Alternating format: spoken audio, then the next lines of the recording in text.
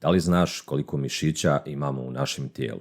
Iskreno, pojma nemam i činjenica je da ti niko sa sigurnošću ne može reći tačnu cifru. Kao prvo, u našem tijelu imamo 3 tipa mišićnog tkiva koje smo podijelili prema građi. Dakle, to su skeletno mišićno tkivo, srčano mišićno tkivo i glatko mišićno tkivo.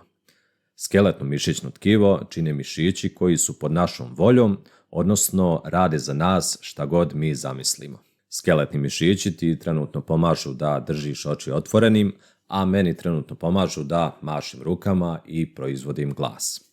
Srčani mišić po građi ima sličnosti sa skeletnim mišićima, ali kao što znamo ne možemo kontrolisati rad našeg srca. I na kraju, glatki mišići su oni mišići koji se nalaze u našim organima i nisu pod utjecajem naše volje.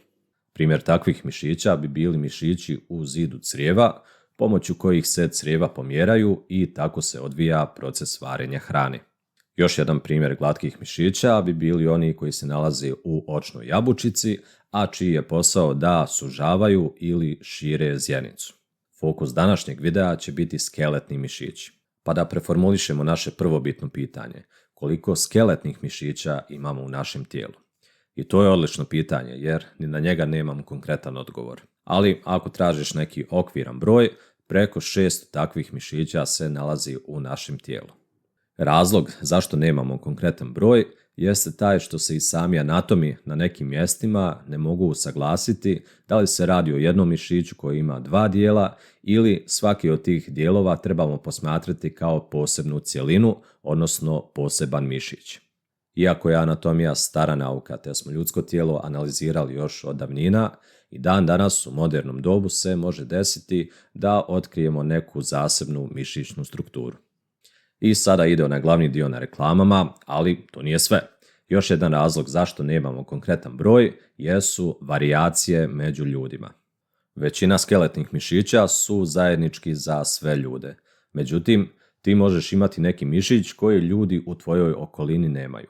Primjer jednog takvog mišića jeste mišić koji se zove palmaris longus. Na jednostavan način možeš provjeriti da li imaš ovaj mišić. Ako spojiš palac i mali prst i ako u tom trenutku iskače jedna tetiva koju ranije nisi primijetio, čestitam, ponosni si vlasnik palmaris longusa. Također provjeri na obje ruke, može se desiti da na jednoj ruci imaš ovaj mišić, a na drugoj ruci nemaš. Ako me pratiš na Instagramu, velike su šanse da ovo znaš, ali svakako ću ukratko ponoviti. Riječ mišić, odnosno na latinskom musculus, potiče od činjenice da je rane anatome kontrakcija mišića podsjećala na kretanje malih miševa, odnosno mišića, ispod tepiha. Šta misliš koji je najjači mišić u našem tijelu? Negdje se pominje da je jezik među najjačim mišićima u našem tijelu, međutim teško da tako nešto možemo tvrditi. Prije svega, jezik nije samo jedan mišić, u njegovom kretanju učestvuje čak 8 zasebnih mišića. Ako pod terminom najjači mislimo na to koji mišić ima najveću snagu, onda je to svakako najveći mišić u našem tijelu, odnosno kvadriceps. Ali postoji još jedan mišić koji može ući u ovu trku, a to je mišić koji nam pomaže da žvačimo, musculus masseter. Iako je mali, u odnosu na svoju veličinu, nema mišića u našem tijelu koji snagom može parirati masseteru. Hajde sada malo detaljnije da vidimo kako su građeni naši skeletni mišići. Skeletni mišići su obavijeni vezivnim tkivom koje se naziva fascija, a koje odvaja mišić od okolnih struktura.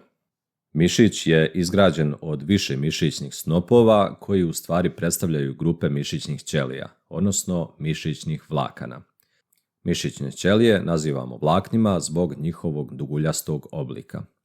Svi mišićni snopovi u jednom mišiću su obavijeni vezivnim tkivom koje nazivamo epimizijum, a mišićni snopovi u jednom mišiću su međusobno razdvojeni perimizijumom. Hajde malo bliže da priđemo. Svaka mišićna ćelija u sebi sadrži mnogobrojna mišićna vlakanca koja su građena od proteina. Ti proteini imaju sposobnost da se grče i opuštaju. Među najbitnijim proteinima, za koje ste možda i čuli, nalaze se aktin i miozin. Upravo zajedničkom saradnjom svih vlakanaca i mišićnih ćelija mišići imaju sposobnost da se kontrahuju. Zahvaljujući tome što su inervisani posebnim nervnim vlaknima, mi imamo kontrolu nad skeletnim mišićima, ali da budemo precizni, nemamo baš potpunu kontrolu. Zamisli ovu situaciju. Staviš ruku pod mlaz vrele vode. Naravno, refleksno sklanjaš ruku, međutim, ti nisi svjesno učestvovao u toj radnji, već se tu radi o refleksnom mehanizmu koji nam je ugrađen kako bismo što brže reagovali u opasnim situacijama. Cijela priča o inervaciji i mehanizmu mišićne kontrakcije je jako zanimljiva, ali to ćemo ostaviti za neki naredni video. Ukoliko te detaljno interesuje priča o građi mišićnih vlakanaca i kontraktilnih proteina, dostupan je PDF dokument koji možeš preuzeti na platformi Patreon ako me podržiš malom mjesečnom donacijom. Pored ovog dokumenta bit će ti dostupan i sav ostali materijal koji se tamo nalazi. Ovo je ujedno i način da podržiš rast ovog kanala, tako da hvala svim ljudima koji me podržavaju na taj način. Ako ti je ovaj video bio zanimljiv, znači će mi da ostaviš jedan like i obavezno zaprati kanal da ne propustiš naredne snimke. Ćao!